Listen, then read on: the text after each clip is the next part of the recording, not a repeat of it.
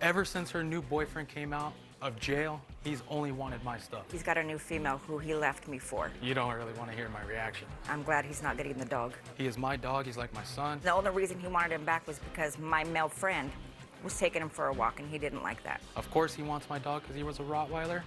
I don't want him near my dog. He's been in my care since he left, been in my care since we purchased him in 2011. Get your dog out right away if you love that dog.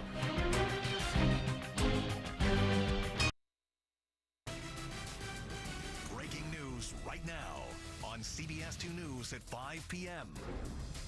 Now at 5, breaking news, an innocent driver killed in a violent crash as police try to make a traffic stop. Hi, everyone. I'm Susie Suh, in tonight for Pat Harvey. And I'm Juan Fernandez. That crash happened this morning at an intersection in Westminster. And the driver who refused to stop got out and ran after the deadly accident.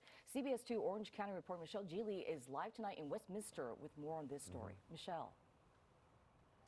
You guys, this is a major crime scene tonight. Take a look behind me here. The body of that innocent driver is still underneath an apartment stairwell behind me there. A very disturbing scene for the residents of the Newland Garden Apartments. Now, according to sheriff's deputies, at 10 a.m., that man was driving a black BMW through the intersection of Newland and Trask in Garden Grove, right on the border of Westminster, when the driver of a black Camaro slammed into the BMW. Now, deputies say they were attempting to pull that Camaro driver over because they saw phony registration tags on his license plate, but that man allegedly wouldn't stop. Now, that is just one block from this intersection here. That driver is accused of blowing through a red light and T-boning the BMW. A second man was inside of the BMW. He has been critically injured. Listen now to a man who lives right on the corner and says that there are accidents here all the time. It felt like it was like 4 or 5 cars that collided, and it was just, it was shocking. So the moment we heard, I just ran out, and like the whole area around here always runs out whenever there's an accident. It's an unfortunate circumstance, especially here at the holiday season. You have families that are going to be forever living with this memory of this incident, especially with the loss of the driver and then the other male passenger that is now in the hospital because of it. Now, the Orange County Sheriff's Department is saying that after the suspect T-boned the BMW, he ran.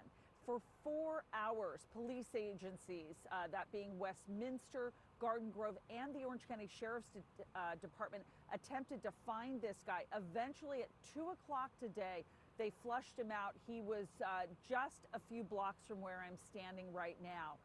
He, of course, is in police custody. Now, the driver who died, all we know about him is that he's 64 years old. His passenger, 54 years old. That is a male as well. And again, he is in critical condition. So an absolutely terrible situation here in Garden Grove. And this scene will likely be like this for much of the night. That's the latest live in Garden Grove. I'm Michelle Geely.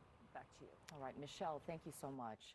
Breaking news in the January 6th insurrection investigation. The Associated Press reporting this afternoon the House panel investigating the attack is considering recommending the Justice Department pursue 3 criminal charges against former President Donald Trump, including insurrection. The committee is still deliberating. The panel will have a public session on Monday when it will announce any recommendations, and we'll bring you that session live here on CBS 2. And more breaking news on the border crisis. An appeals court has rejected efforts by conservative-leaning states to keep pandemic-related restrictions on immigrants seeking asylum in place. The rules made migrants wait in Mexico while their cases were processed. The decision means that the restrictions are still on track to expire on Wednesday unless new appeals are filed. About 2,500 migrants seeking asylum have crossed into the Rio Grande near El Paso, Texas this week.